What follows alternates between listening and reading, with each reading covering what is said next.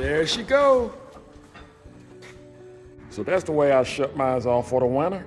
I just let it run out of gas. Next, I will disconnect the battery.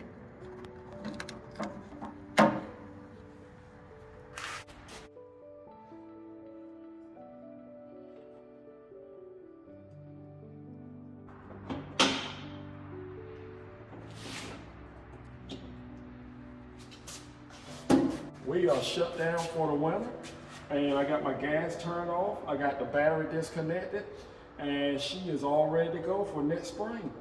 And you know, I know it's crazy to wash her and clean her up just to put her back in the garden.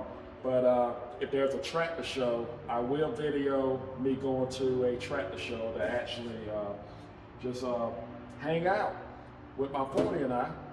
But I want to thank you, all the John Deere subscribers, for supporting my channel, and we will return back next spring.